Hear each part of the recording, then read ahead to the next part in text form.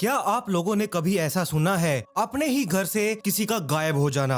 Obviously आपने बहुत बार ये चीजें सुनी होंगी, लेकिन आज मैं जिस केस के बारे में आपसे बात करने वाला हूँ वो केस है दीपा मेहरा उर्फ बबली का, और साथ ही उसकी एक बेटी जिसका नाम था निशा। ये दोनों कैसे अचानक अपने घर से ही गायब हो गए, जबकि कुछ सेकंड्स पहले ही निशा अपने होने वाले पति से कॉल पर बातें कर रही थी। फिर अचानक ऐसा क्या हुआ कि ये अगले दिन से हर किसी को दिखना ही बंद हो गए। आखिर क्या हुआ था इनके साथ, और अगर ये किडनैप हुए थे तो इसे किसने किया था, जानेंगे आज की इस पूरी स्टोरी के बारे में। उससे पहले मेरा नाम है करुण, आप देख रहे हैं नाइट फाइल्स पॉडकास्ट की एक और कमाल की स्टोरी। अगर आपने अभी तक इस चैनल को सब्सक्राइब नहीं किया है तो चैनल को सब्सक्राइब कर लीजिए, साथ में नोटिफिकेशन बेल आइकन को दबाना बिल्कुल भी मत भूलिएगा। ये मेरी इंस्टाग्राम आईडी है, अगर आपने अभी तक इसे फॉलो नहीं किया है तो डिस्क्रिप्शन में दिए गए लिंक पर जाकर आप इसे क्लिक कीजिए और इंस्टाग्राम आईडी को फॉलो कीजिए। कमेंट में पिक में लिखना मत भूलिएगा, क्योंकि मैं आपको नेक्स्ट वीडियो में शाउट आउट देने वाला हूँ। जिस केस को मैं आज आपके साथ शेयर करने वाला हूँ वो बरेला में रचा गया था, जो मध्य प्रदेश में है। मध्य प्रदेश में जबलपुर से मंडला की ओर जाने वाले नेशनल हाईवे नंबर 30 पर जबलपुर से करीब 30 किलोमीटर दूर एक छोटा सा शहर बसता है जिसका नाम है बरेला। वहीं के वार्ड नंबर 15 में रहने वाली दीपा मेहरा उर्फ बबली, साथ ही उसकी 20 साल की बेटी निशा, ये दोनों इस छोटे से गांव में रहा करते थे। बरेला के पास एक और छोटा सा गांव बसता था जिसका नाम था टेम्बरबीटा। ये जो गांव था ये बबली का मायका हुआ करता था। और एक यहाँ पर नाम आता है संदीप झारिया। इस नाम के आदमी के साथ निशा का अभी रिश्ता तय हुआ था। मार्च 2022 में इन दोनों की शादी फिक्स की गई थी। शादी तय होने के बाद संदीप और निशा के बीच मोबाइल पर बातचीत होने लगी। जब निशा रात के टाइम पर संदीप से ऑन कॉल बातें कर रही थी तब उसे कुछ ऐसा एहसास हुआ कि हमारे घर के अंदर बरामदे में कोई घुस आया है। निशा ने संदीप को कहा कि रुको, मैं तुम्हें थोड़ी देर तक कॉल करती हूँ। जैसे ही निशा ने संदीप का कॉल काटा, उसके बाद पता नहीं इन दोनों के साथ ऐसा क्या हुआ कि ये दोनों गाँव में दिखना ही बंद हो चुके थे। अब वहीं पर बात वापिस आती है जब निशा ने संदीप का कॉल काटा। अब यहाँ पर संदीप तो वेट कर रहा था कि निशा का कॉल आएगा तो मैं उससे बातचीत करूंगा, लेकिन टाइम बहुत बीत जाता है। लेकिन यहाँ पर निशा का कोई कॉल संदीप के पास जाता ही नहीं। संदीप यहाँ पर परेशान होने लगा। तब संदीप ने ही दोबारा निशा के पास कॉल किया। जब संदीप ने निशा को कॉल लगाने की ट्राई की तब निशा का फोन स्विच ऑफ जा रहा था। इससे पहले तो संदीप ये सब चीजें हल्के में ले रहा था। संदीप ने ये सोचा होगा कि यहाँ पर निशा के फोन की बैटरी डिस्चार्ज हो गई होगी। संदीप ने निशा को रात के 12 बजे तक लगातार कई फोन किए, लेकिन निशा का फोन तो स्विच ऑफ जा रहा था। वो बहुत ज्यादा परेशान हो चुका था। लेकिन यहाँ पर एक दिक्कत और थी कि जो माँ बेटी थी, निशा की जो माँ थी, इन दोनों के पास सिर्फ एक ही फोन था। ये एक ही फोन से अपना काम चलाया करती थी। संदीप को कुछ समझ नहीं आ रहा था कि यहाँ पर क्या करना चाहिए। यहाँ पर अब आधी रात हो चुकी थी। संदीप अब सो चुका था। जब संदीप अगले दिन सुबह उठा उस टाइम उसके फोन पर एक कॉल आया, और वो कॉल किसी और का नहीं बल्कि बबली के पिता चंद्रभान का था। जैसे ही संदीप ने कॉल पिक की, उन्होंने कहा कि यहाँ पर बबली का फोन नहीं लग रहा है, निशा का भी कुछ अता पता नहीं चल रहा, पता नहीं वो फोन क्यों नहीं उठा रहे। संदीप ने कहा, जी हाँ, मेरी निशा के साथ कल रात बातचीत चल रही थी। और कुछ ही देर बाद संदीप को ये ध्यान आया कि रात को निशा और मैं जब बात कर रहे थे, निशा ने कहा था कि मैं थोड़ी देर में कॉल करती हूँ, लेकिन आधी रात हो चुकी थी, उसका कोई फोन नहीं आया। मैंने जब कॉल किया तो उसका फोन स्विच ऑफ जा रहा था। अब ये जो बबली के पिता चंद्रभान थे, ये भी टेम्बरबीटा के ही रहने वाले थे, जो बरेला से सिर्फ 5 किलोमीटर की दूरी पर था। वो लगातार निशा का फोन ट्राई करते रहे, लेकिन निशा का फोन तो स्विच ऑफ जा रहा था। ये चीज उन्हें कुछ हजम नहीं हुई और उनको अब इस चीज की टेंशन होने लगी थी। चंद्रभान ने अपने छोटे भाई के बेटे को कहा कि हमें यहाँ पर अब बरेला जाना चाहिए। चंद्रभान और उसके भाई का बेटा अब दोनों बरेला पहुंच चुके थे निशा और उसकी माँ को देखने के लिए। जिस घर में निशा और उसकी माँ रहा करती थी उस घर में तो ताला लगा हुआ था। बबली के मकान के एक मकान छोड़कर ही एक मकान और था जो कि बबली की देवरानी वहां पर रहा करती थी। चंद्रभान और आशीष इस बात को बहुत अच्छे से जानते थे कि बहुत लंबा टाइम हो चुका है इन दोनों की आपसी बातचीत बंद थी। फिर भी तसल्ली के लिए उन्होंने मालती का दरवाजा खटखटाया। दरवाजा खटखटाते ही अंदर से ही रूखी आवाजों से सवाल आने लगे कि कौन है, क्या दिक्कत है। चंद्रभान अपनी ऊंची आवाज में बोला और उसने कहा कि तुमने निशा को और बबली को कहीं देखा है? उनका फोन भी बंद जा रहा है। यहाँ पर मालती चिल्लाते हुए बोली, मुझे उन दोनों के बारे में कुछ नहीं पता, तुम यहाँ से चले जाओ। आशीष और चंद्रभान यहाँ पर अब आसपास के गांव के जो लोग थे उनसे पूछताछ करने लगे, लेकिन अधिकतर पड़ोसियों ने उन्हें सिर्फ यही कहा कि बबली और निशा रात के 8 से 9 बजे के आसपास घर में ही देखे गए थे। कमरे से टीवी की आवाजें भी आ रही थी, मगर उनके कहीं जाने के बारे में इस बारे में हमें किसी को भी नहीं पता। दिन तो अब यहाँ पर निकल आ ही गया था और ऐसे ही धीरे धीरे माँ बेटी के गायब होने की बातें पूरे गांव में फैलने लगी। चंद्रभान ने कोई देरी ना करते हुए बरेली के ही पुलिस थाने में जाकर मिसिंग कंप्लेंट दर्ज करवाई। तब तक उस पुलिस स्टेशन में संदीप भी वहां पर पहुंच चुका था। जब संदीप उस मिसिंग कंप्लेंट को लिखवा रहा था, तब पुलिस वालों ने कंप्लेंट ना लिखते हुए संदीप से इतनी बात कही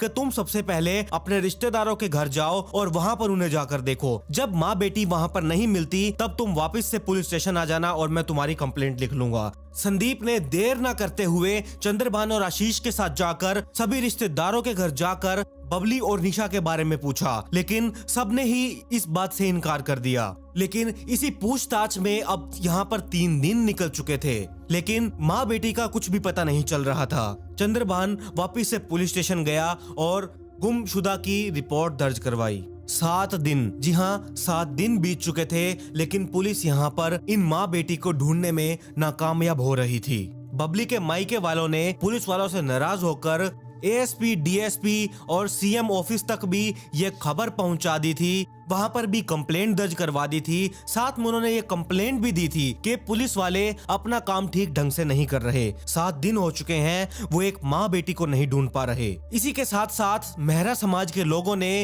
रोड पर ही अपनी भीड़ इकट्ठा करने लगे। साथ ही उन्होंने नेशनल हाईवे 30 पर चक्का जाम करने की भी चेतावनी पुलिस वालों को दे दी थी कि जल्द से जल्द अगर तुम निशा और उसकी माँ बबली को नहीं ढूंढ पाए तो हम रोड पर चक्का जाम कर देंगे और तुम यहाँ पर कुछ भी नहीं कर पाओगे। फिर जो हम करेंगे वो तुम लोग देखोगे।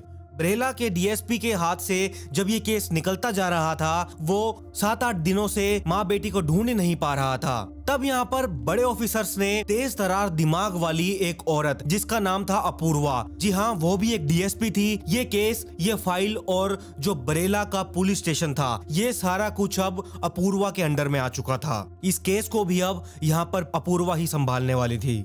जब ये केस डीएसपी अपूर्वा के हाथ में सौंपा गया, तब उन्होंने इस केस को शुरू से जांच करना सही समझा, तो वो वापस से निशा के घर गए और वहां पर छानबीन करने लगे। 20 अक्टूबर 2021 के दिन डीएसपी अपूर्वा निशा के घर गई। उन्होंने उस घर का ताला तुड़वाया और वहां पर इन्वेस्टिगेशन एक टीम भी गई थी जो कि उस घर की तलाशी लेने वाली थी। कमरा पूरी तरह से अस्त व्यस्त हुआ था और जो उनके घर में किचन में खाना बना हुआ था वो भी खराब हो चुका था और उसकी स्मेल जो थी वो पूरे घर में फैल चुकी थी। जब पुलिस वालों ने वो चीज देखी कि ये खाना ऐसा का ऐसे ही पड़ा है और ये साफ लग रहा था कि उस रात जैसे उन माँ बेटी ने खाना खाया ही नहीं था। बबली के चचेरे भाई आशीष ने पुलिस वालों को एक राज की बात बताई। उन्होंने ये कहा, जिस दिन वो मालती से बबली और निशा के बारे में पूछताछ करने के लिए गए थे, तब मालती की बेटी ने उन्हें ये बताया था रात में सिंधु चाचा के साथ 2 लड़के आए थे।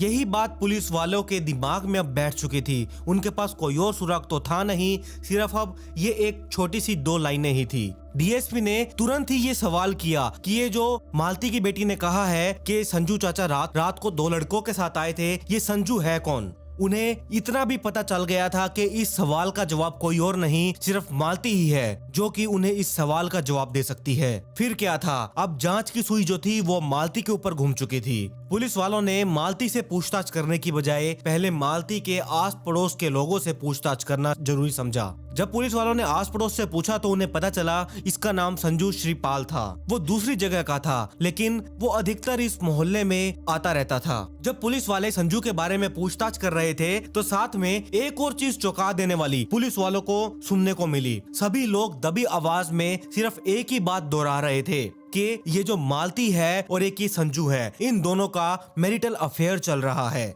वो जब भी यहाँ पर आया करता था सिर्फ और सिर्फ मालती से मिलने के लिए ही आया करता था। जब ये जानकारी अब पुलिस वालों के हाथ लग चुकी थी तब इन्होंने देरी न करते हुए सीधा मालती के घर जाना ही जरूरी समझा। पुलिस साथ में ये बात भी जानना चाहती थी कि जो बबली और निशा थी इनके साथ मालती की क्यों नहीं बनती थी, जबकि ये दोनों एक करीबी रिश्तेदार थे। मालती ने भोली बनते हुए यही बात कही कि जो उनके विचार थे और जो उनका व्यवहार था ये दोनों का मेल नहीं खा रहा था, इसीलिए उनके साथ बोलचाल बंद थी। जब पुलिस वालों ने संजू के बारे में मालती से पूछताछ की तब मालती ने यह बताया कि वो जो संजू है वो मालती के पति का दोस्त है, पति जो कि कामकाज के सिलसिले में अक्सर बाहर रहा करता है और ससुर उसका काफी बूढ़ा हो चुका है, इसीलिए संजू उसके पति के कहने पर परिवार का ध्यान रखता है। पुलिस के लिए ये पूछताछ बहुत ही महत्वपूर्ण साबित हुई। उसी के दौरान पुलिस टीम ने साइबर टीम के दौरान संजू और मालती के कॉल रिकॉर्ड्स निकालना शुरू कर दिए। जब कॉल रिकॉर्ड्स निकलकर सामने आई तब पता चला कि ये जो लास्ट के 4 दिन थे इन 4 दिनों में मालती और संजू के बीच घंटों बात हुआ करती थी। जी हाँ, एक कॉल एक 2 3 घंटे चला करती थी। पुलिस के मुखबिर ने पुलिस वालों को ये सूचना दी कि संजू अपने 2-3 साथियों के साथ 3 अक्टूबर को मालती के घर गया था। डीएसपी अपूर्वा ने एक लेडी पुलिस इंस्पेक्टर को सिंपल सादे कपड़ों में मालती के घर भेजा। जब मालती अपने घर में नहीं थी उसने मालती की बड़ी बेटी से पूछताछ की। उस पूछताछ से पुलिस को एक बड़ी सी चौंका देने वाली जानकारी जो थी वो पुलिस वालों के अब हाथ लग चुकी थी। मालती की बेटी ने ये बताया कि 27 सितंबर की रात को संजू चाचा के साथ 2 लड़के आए थे। मम्मी ने हमें खाना खिलाकर जल्दी सुला दिया था, लेकिन संजू चाचा और दोनों लड़के देर रात तक घर पर ही थे। सुबह जब मैं सोकर उठी तब मैंने ये देखा कि बड़ी मम्मी बबली के घर पर ताला लगा हुआ है। मैंने सोचा कि बड़ी मम्मी निशा दीदी को लेकर शायद नाना जी के घर चली गई होंगी। लापता माँ बेटी के बारे में अब पुलिस वालों को बहुत सी जानकारियाँ मिल चुकी थी, जिसके केंद्र में सिर्फ संजू और एक मालती ही थे। पुलिस वालों को पूरा भरोसा हो चुका था कि बबली और निशा को गायब करने में संजू और मालती का ही हाथ रहा होगा। पुलिस ने शक के आधार पर पूछताछ करने के लिए मालती और संजू दोनों को 4 अक्टूबर के दिन पुलिस स्टेशन बुलाया। उन्हें घंटों पुलिस स्टेशन के अंदर बिठाकर सिर्फ इंतजार ही करवाया। वो इसीलिए क्योंकि जो उनकी बेचैनी थी, घबराहट थी, उनकी जो एक्टिविटीज थी उस पर नजर रखी जा सके। धीरे धीरे यहाँ पर उन पर पुलिस वालों की सख्ताई भी बढ़ती जा रही थी। थोड़ी देर बाद जब पुलिस वालों ने पूछताछ करना शुरू किया तब इतने में ही इन दोनों के मुंह से सच्चाई उगल चुकी थी। इतने में मालती ही बोल पड़ी कि माँ बेटी तो तब मिलेंगी ना जब माँ बेटी जिंदा होंगी। मालती के इतना कहते ही पुलिस वालों की जांच टीम अब और सख्ताई में आ चुकी थी। सीधा ही पुलिस वालों ने ये सवाल किया, किस दुश्मनी के चलते हुए तुमने उन दोनों को, उन माँ बेटी को मरवा दिया। पुलिस की सख्ताई के आगे अब संजू भी यहाँ पर टूट चुका था। उसने बबलू और निशा की हत्या करने के बाद उनकी जो बॉडी थी वो उसने अपने गाँव में एक घाट के किनारे जाकर दफना दी थी। पुलिस वालों के सामने जब इस हत्याकांड के बारे में जो सच्चाई सामने आई कि इन्हें किस लिए मारा गया था, सच में आप लोगों की आंखें भी फटी की फटी रह जाएंगी। मालती अपनी 3 बेटियों के साथ और एक 76 साल के ससुर के साथ बरेला में रहा करती थी। जो यहाँ पर 30 साल की मालती थी ये अपने पति के साथ ज्यादा मिल नहीं पाती थी और इसे भी अब यहाँ पर बहुत खुजली हो रही थी कि मेरा भी किसी के साथ अफेयर होना चाहिए, क्योंकि मेरा पति तो खुद बहुत टाइम से बाहर रह रहा है, घर भी कभी कभी आता है, तो इसीलिए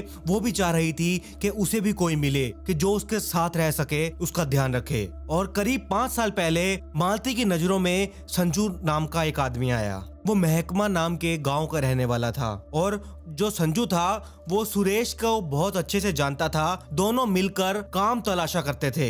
जब सुरेश काम की तलाश में बाहर चला गया तब उसके कुछ ही दिनों बाद से ही संजू मालती से मिलने के लिए आ जाया करता था। मालती की बेटियों के लिए संजू चॉकलेट और बहुत से बिस्किट्स लेकर आया करता था। संजू और मालती अब बहुत लंबे टाइम से आपस में एक दूसरे से मिल रहे थे और इनके बीच में अब रिलेशनशिप भी एक बन चुका था।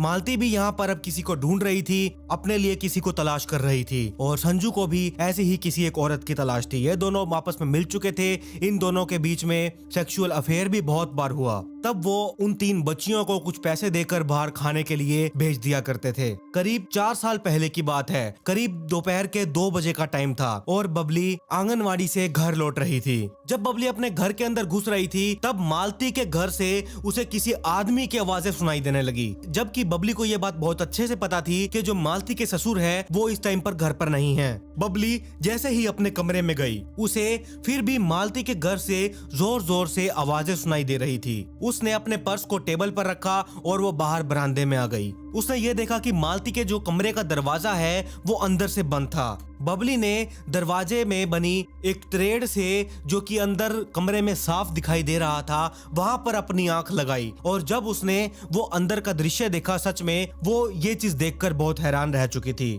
बबली ये बात अब बहुत अच्छे से समझ चुकी थी कि कोई तो आदमी है जो मालती से अक्सर अकेले में मिलने आया करता है। जब बबली ने ये बात मालती से ही डायरेक्ट जाकर पूछी, तब उसने अपने ही किसी रिश्तेदार का भाई बताया। जब बबली ने अपनी आंख लगाकर उस दरवाजे के आर पार देखा था, तब बबली एकदम आग बबूला हो गई थी कि मेरी ही रिश्तेदार, मेरी ही फैमिली की एक औरत होकर वो ऐसी हरकतें कर रही है। उसने थोड़ी सी भी देरी नहीं की और अपने घर से एक कुर्सी निकाली और अपने ही गेट के बाहर, घर के बाहर आकर उस कुर्सी पर बैठ गई। जब संजू मालती के घर से बाहर निकला तो बबली उसे देखकर पहचान चुकी थी कि यही तो वही है जो बबली अपना सभी को भाई बताती है। वही उसका असल में यार था।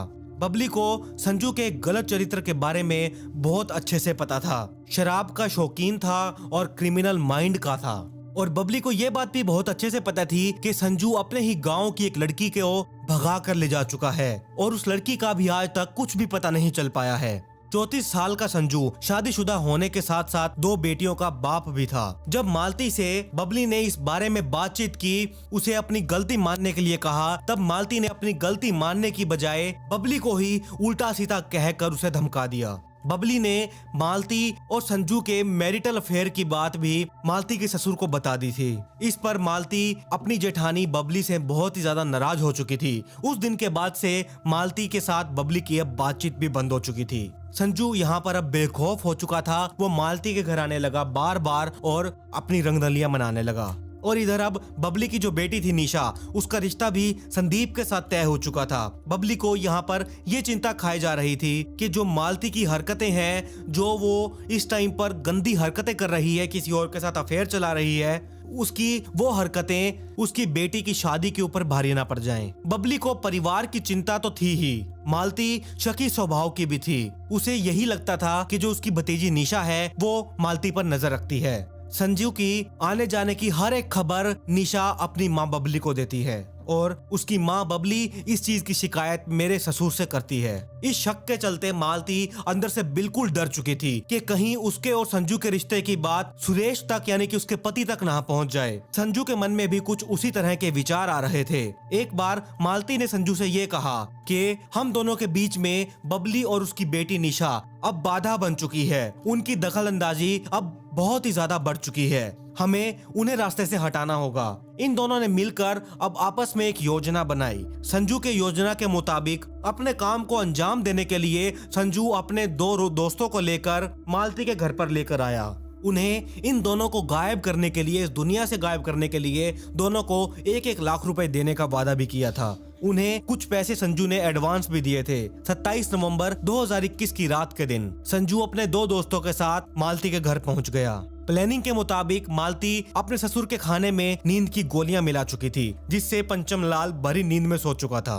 बेटियों को भी मालती ने खाना खिलाने के बाद जल्दी ही सोने के लिए भेज दिया था। उसके बाद तीनों बबली के आंगन में चले गए। रात के करीब 10 बजे हुए थे। जैसे ही बबली बाथरूम के पास जा रही थी, तीनों ने उसे कसकर पकड़ लिया। इस सब से बेखबर निशा संदीप से कॉल पर बातचीत कर रही थी। जब निशा को इस चीज की आहट सुनाई दी कि उसके घर में कोई घुस आया है, तो तुरंत ही निशा ने संदीप का कॉल काटा और वो भी बाहर आने लगी। तब तक वो तीनों निशा के कमरे में भी घुस चुके थे। निशा को भी उन्होंने दबोच लिया और निशा का उन्होंने गला घोटा और उसका वो मर्डर कर चुके थे। और उससे पहले वो बबली के साथ भी यही कर चुके थे। माँ बेटी का मर्डर करने के बाद उन तीनों ने इन दोनों की बॉडी को चादर में लपेटा और रात में ही बाइक से वो नहर किनारे इन दोनों की बॉडी को लेकर आए। उन्होंने वहीं पर पास ही झाड़ियों में इन दोनों की बॉडी को फेंक दिया।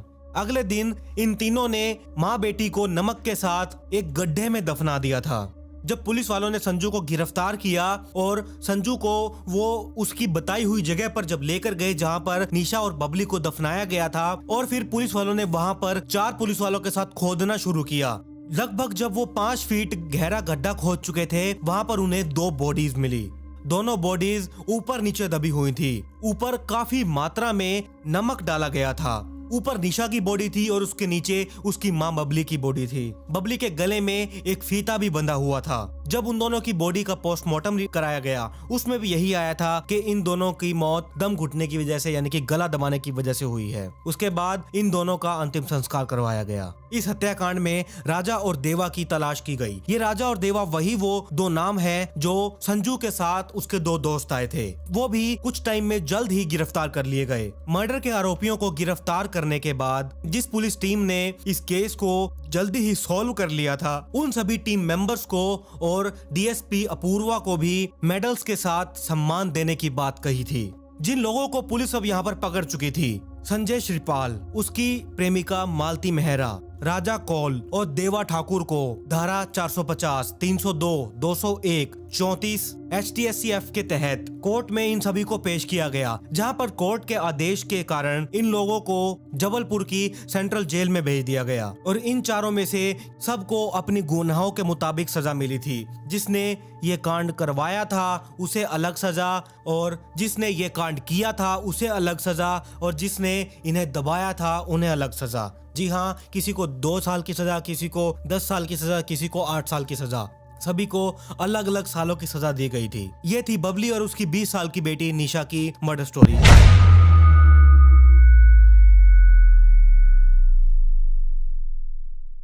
एक आदमी पुलिस वालों के पास गया। उसने कहा कि मेरी बीवी की हत्या हो गई है। पुलिस वाले ने पूछा कि कैसे? उसने ये कहा कि हमारे घर में कुछ लुटेरे घुस आए थे और मैं भी वहीं पर मौजूद था। उन्होंने मेरी बीवी को मार डाला। क्या ऐसा हो सकता है? घर में पूरा परिवार है, उनके बावजूद भी घर में लुटेरे घुस आते हैं, घुसकर वो एक औरत को मार देते हैं, वो भी उसी के पति के सामने। एक बार तो चलो मान लेते हैं कि उन्होंने एक औरत को मार डाला, लेकिन वहाँ पर एक कुत्ता भी मरा पड़ा था। उसे किसने मारा था? जब लुटेरे इस औरत को मार रहे थे तब इसके पति ने कुछ क्यों नहीं किया? जानेंगे इस पूरी स्टोरी के बारे में। इस कहानी के अंत तक जाने के लिए हमें ग्रीस में जाना होगा। जी हाँ, क्योंकि ये कांड ग्रीस में ही रचा गया था। जिस केस के बारे में आज मैं बात करने वाला हूँ, जिस लड़की के बारे में मैं बात करने वाला हूँ, उसका नाम था कैरोलिन क्राउच और इसका पति 33 साल का था जिसका नाम था बाबिस। वो हेलीकॉप्टर का पायलट था। बाबिस ने 11 मई को पुलिस वालों को एक कॉल किया और कॉल करके ये कहा कि उसके पत्नी का मर्डर हो गया है और उसका मर्डर कुछ लुटेरों ने किया है, और जो कैरोलिन का मर्डर हुआ है ये उसी के बेडरूम में किया गया है। जब पुलिस वालों को इतना बाबिस ने बताया,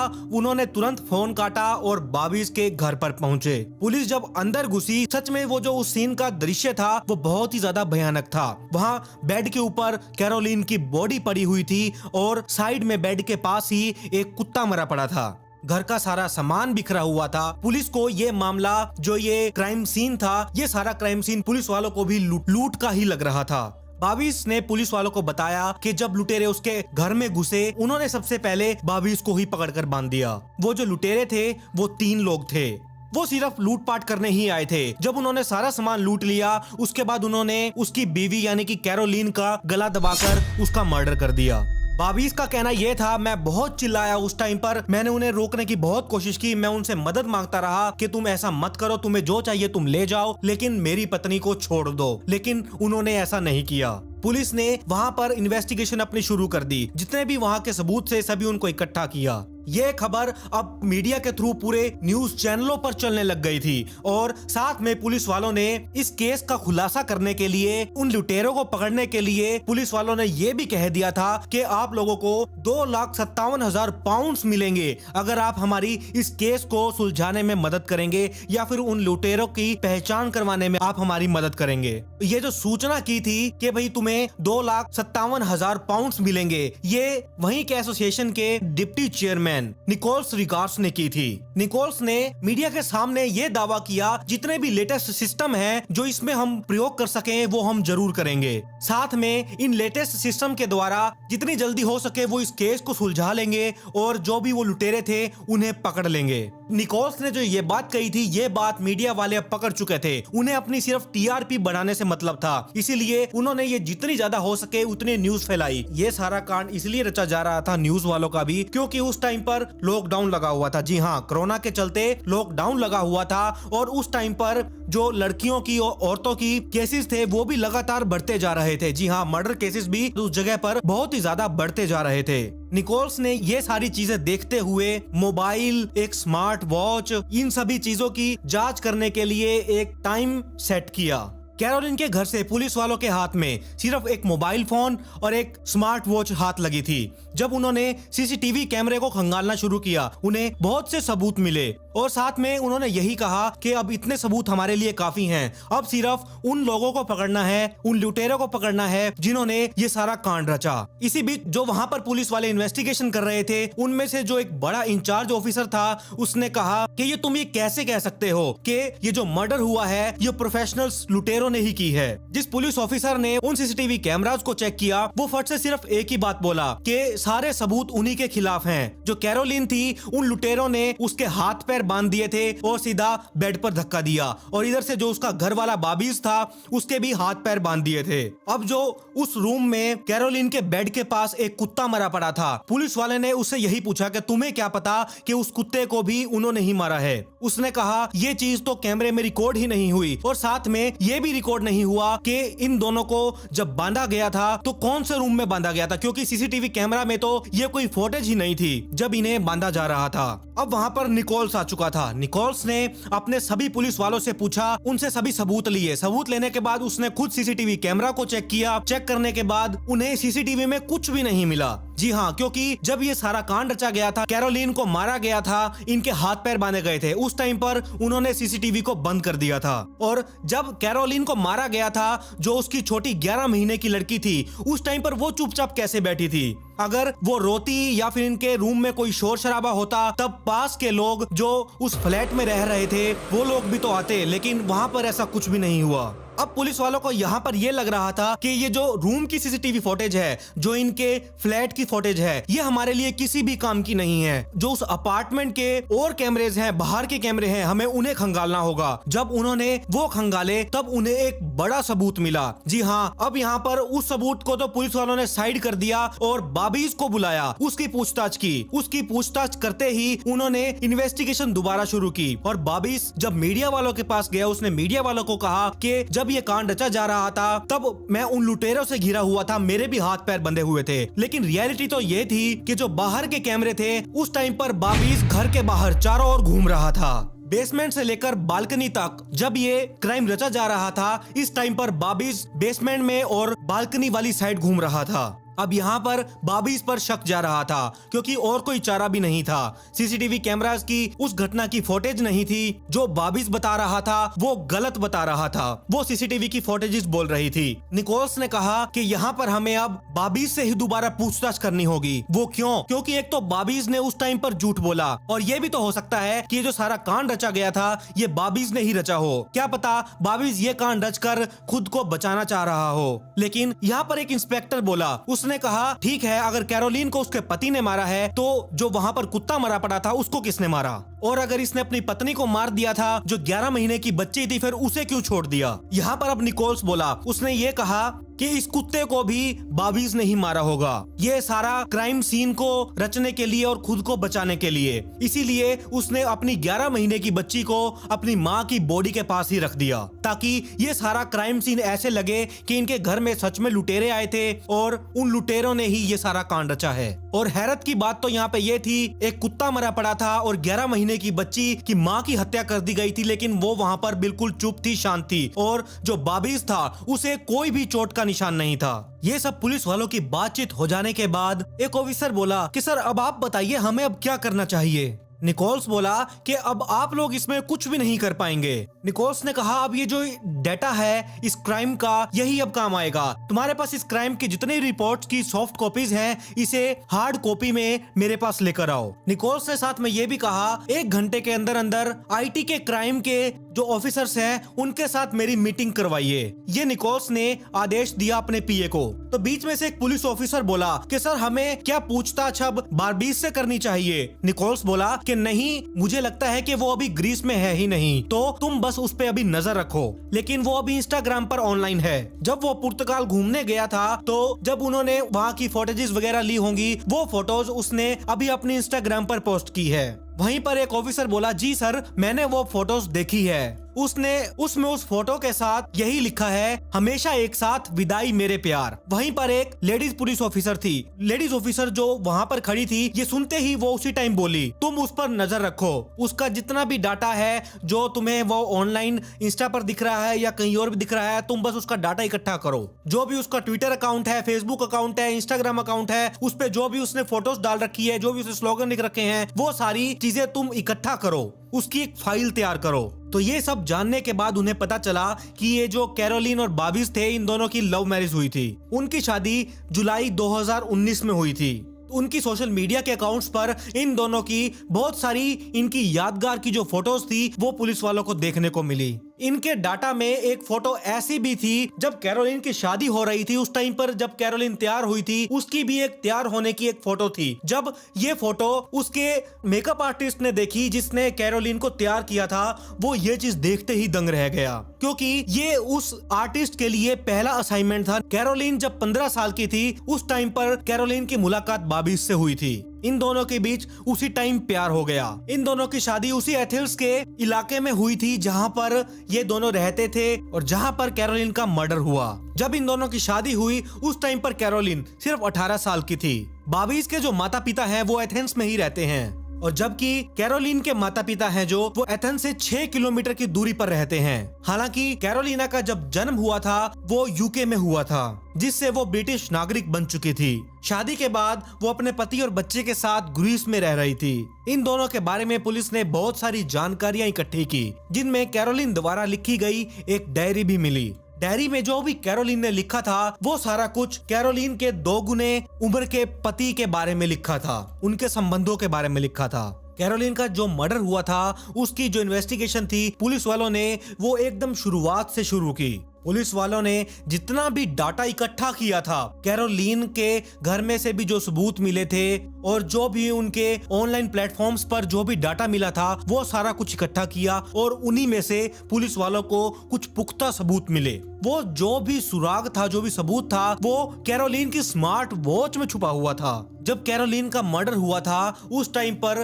वो जो स्मार्ट वॉच थी उसमें कैरोलिन की बॉडी के बारे में हर एक चीज थी। जी हाँ, उसकी धड़कन कितनी चल रही है, उसे किस टाइम पर उसका गला दबाया गया था और किस टाइम पर उसकी सांसें फूल रही थी। उसके साथ साथ बाबिस की फोन कॉल रिकॉर्ड्स के साथ मैच किया गया।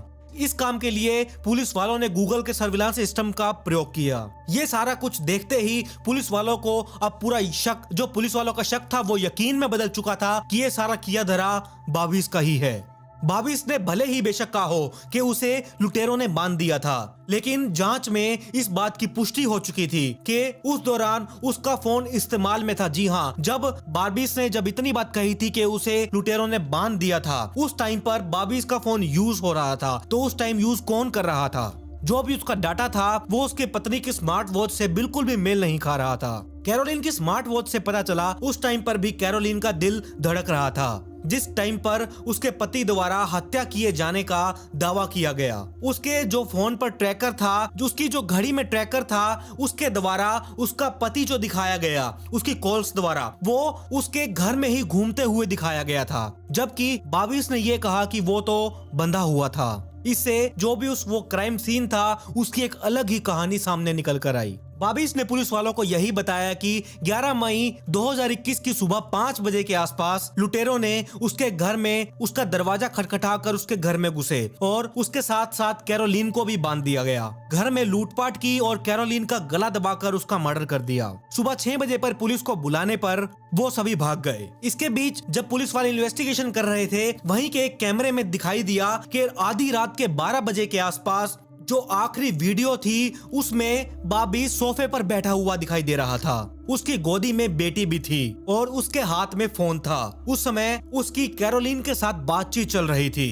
जो किसी बात को लेकर इनकी लड़ाई हो चुकी थी। रात के 1:20 के आसपास कैमरे में जो स्टोर डाटा होता है उसमें से जो मेमोरी कार्ड होता है उसे हटा दिया गया था, और वो जो मेमोरी कार्ड उस कैमरे में से निकाला गया था उसे उसके 2 टुकड़े करके उसे वॉशरूम में डिस्ट्रॉय कर दिया गया था। इसीलिए जो भी जिसने भी ये क्राइम सीन किया था उसके द्वारा ये एक घटना बताई गई। रात के 12:30 बजे से लेकर सुबह के 3 साढ़े 3 बज चुके थे और इनके बीच लड़ाई झगड़े होते रहे, वो भी मैसेजेस पर। उस दौरान कैरोलिन ने अपने एक दोस्त को भी मैसेज किया जिसमें उसने ये लिखा था कि वो अपने पति बॉबिस को छोड़ रही है और वो अभी रात में अपने घर से निकलकर किसी होटल में चली जाएगी। उसी बहस में बात इतनी बिगड़ चुकी थी कि कैरोलिन ने बॉबिस से तलाक लेने तक के लिए कह दिया था। जो कैरोलिन की कलाई पर फिटनेस ट्रैकर लगा हुआ था उसे पता लग गया था कि उस दिन सुबह के 4 बजे के आसपास कैरोलिन की दिल की धड़कनें बढ़ने लग गई थी। अचानक से जब दिल की धड़कनें ऊपर नीचे होने लगी, इस चीज से ये पता चल गया था कि इन दोनों के बीच में लड़ाई बहुत ज्यादा बढ़ चुकी थी। बॉबिस से जब इस बारे में पूछा गया तब उसने ये बताया कैरोलिन ने उस पर हाथ उठाया था, जिस पर बॉबिस को गुस्सा आ गया और उसने उसे बेड पर धकेल दिया। उसके बाद बॉबिस ने उसका चेहरा एक सिराने से दबा दिया। कैरोलिन के फिटनेस ट्रैकर से ही ये पता चला कि 4:11 पर उसकी दिल की धड़कनें रुक चुकी थी। उस समय वो मर चुकी थी। और इससे ये भी पता चला कि जब बॉबिस उसका कैरोलिन का मुंह तकिए से दबा रहा था, उस टाइम पर कैरोलिन के मुंह में बॉबिस ने रुई भी भर दी थी और फिर उसका गला दबा दिया गया। उसके बाद बॉबिस ने इस क्राइम को एक घटना के रूप में बताने की कोशिश की। पुलिस की जांच के अनुसार बॉबिस ने उसके दरवाजे की एक नीचे की कुंडी तोड़ी और अलमारी में भी थोड़ी तोड़फोड़ की। घर में लूटपाट का सीन तक बना दिया। इसी तरीके से उसने अपने पालतू कुत्ते को भी मार दिया ताकि ये सारा क्राइम सीन लूटपाट का सीन लगे। फिर उसने अपनी आंखों पर पट्टी बांधी और खुद को भी बेड से बांध लिया था। और इसके बाद उसने अपने पड़ोसी को फोन किया और ये सारा जो इसने बॉबिस ने क्राइम रचा था, ये सारी बात उसने अपने नेबर को बताई। जो भी बॉबिस ने ये सारा क्राइम सीन बनाया लूटपाट का, इसके बारे में जब इसने पुलिस वालों को अच्छी तरीके से गुमराह किया, इसमें भी ये नाकामयाब रहा। जी हाँ, पुलिस वालों को थोड़ा टाइम जरूर लगा, वो पजल भी हुए, उन्होंने केस को इन्वेस्टिगेशन को दोबारा भी शुरू किया, लेकिन अब बॉबिस यहाँ पर हत्थे चढ़ चुका था। कारण ये था जब तक पुलिस वालों को बॉबिस के बारे में ये सब पता चला, उस टाइम पर बॉबिस दूसरे देश में जा चुका था। इसी बात से अब यहाँ पर पुलिस वालों के हाथ में जब कैरोलिन की स्मार्ट वॉच लगी, उससे इन्हें इस केस के बारे में सारी जानकारी मिली। बाद में पुलिस वालों ने दूसरे देश से बॉबिस को अरेस्ट करवाया। अरेस्ट करवाकर उसे वापस ग्रीस बुलाया गया। वहाँ पर बहुत ये किस्सा फेमस हो चुका था और जो भी लोग थे, वहाँ की पब्लिक थी, वो बॉबिस पर बहुत ही ज्यादा भड़क चुकी थी। वो सिर्फ यही मांग कर रहे थे कि बॉबिस को सख्त से सख्त सजा दी जाए और ये सजा उसे हम खुद अपने हाथों से देंगे। जब बॉबिस को अरेस्ट किया गया था, उसे अब यहाँ पर कोर्ट लेकर जाना था। अब पुलिस को ये चिंता थी कि उसे जेल से कोर्ट कैसे ले जाया जाए, क्योंकि जो भी पब्लिक थी वो खुद ये मांग कर रही थी कि इस बॉबिस को हम अपने हाथों से सजा देंगे। रास्ते में इसीलिए बॉबिस की जान को खतरा भी था, इसीलिए भारी सुरक्षा करके बॉबिस को बुलेट प्रूफ जैकेट पहनाई गई। उसके बाद उसे कोर्ट ले जाया गया और उसे जज के सामने पेश किया गया। वकीलों की जब कोर्ट में बहस हुई तो उसमें बॉबिस पूरा टूट चुका था और उसने सच उगल दिया। बॉबिस ने 17 जून 2021 को अपनी पत्नी कैरोलिन को गला दबाकर मारने के लिए हाँ कर दी थी। साथ में बॉबिस ने यह भी कहा कि उस टाइम के जो 6 मिनट थे, उस 6 मिनट को मैं कभी भी नहीं भूल पाऊंगा, क्योंकि जब वो अपनी पत्नी का गला दबा रहा था, उस टाइम उसकी जो 11 महीने की छोटी सी बच्ची थी, उसका चेहरा उसकी यानी कि बॉबिस की आंखों के सामने बार बार आ रहा था। हालांकि बॉबिस ने ये सारा नाटक जो रचा था इसके बारे में भी बताया और उसने ये कहा कि ये उसने किस लिए किया था, क्योंकि वो जेल नहीं जाना चाहता था और अपनी बेटी की परवरिश करना चाहता था। पूछताछ के दौरान बॉबिस ने अपने कुत्ते को, जब उसने अपने कुत्ते को गला दबाकर मारा था, उस चीज को भी बॉबिस ने स्वीकार किया। उसने ये कहा कि ये जो क्राइम मैंने सारा किया था, इसे लूट की घटना बनाने के लिए ये कुत्ते को मारना भी जरूरी समझा। जब बॉबिस को पकड़कर लाया गया, उसे कोर्ट पहुंचाया गया, जब ये सारी बातचीत हो रही थी, उस टाइम पर उसे अपनी पत्नी कैरोलिन के मर्डर के लिए और एक कुत्ते की हत्या करने के लिए उसे 15 सालों की जेल सुनाई गई। अब उसे ये पछतावा हो रहा है, मेरे पास कितनी खूबसूरत पत्नी थी और हमारा एक छोटा सा परिवार अब बन चुका था, अब मैंने अपनी पत्नी को क्यों मारा। अब जो 11 महीने की इन दोनों की बच्ची थी, उसकी परवरिश कैरोलीन के पिता जो ब्रिटिश नागरिक हैं, उन्होंने उठाई है। हालांकि बॉबीज अभी भी यही चाहता है कि जब उसकी सजा पूरी हो जाएगी तब वो अपनी बेटी की देखभाल करेगा, लेकिन कैरोलीन के माता पिता ये नहीं चाहते कि वो लड़की बॉबीज के पास जाए। अब आप मुझे बताइए कि बॉबीज ने ये चालाकी दिखाई और आखिर में वो पकड़ा गया, और बॉबीज को ये जो सजा दी गई थी, क्या ये उसके लिए पूरी सजा थी 15 सालों की? क्या उसे और सजा मिलनी चाहिए थी? आप अपनी राय कमेंट सेक्शन में जरूर बताइएगा। अगर आपने अभी तक इस चैनल को सब्सक्राइब नहीं किया है तो चैनल को सब्सक्राइब कर लीजिए, साथ में नोटिफिकेशन बेल आइकन को दबाना बिल्कुल भी मत भूलिएगा। मेरे इंस्टाग्राम आईडी है, अगर आपने अभी तक मुझे फॉलो नहीं किया है तो फॉलो जरूर कर लीजिए, इसका लिंक आपको नीचे डिस्क्रिप्शन में भी मिल जाएगा। पिछली वीडियो का shout out Pika0 YouTube channel official को, comment pick me to get a shout out in next video. मिलते हैं ऐसी ही एक और चौंका देने वाली स्टोरी के साथ।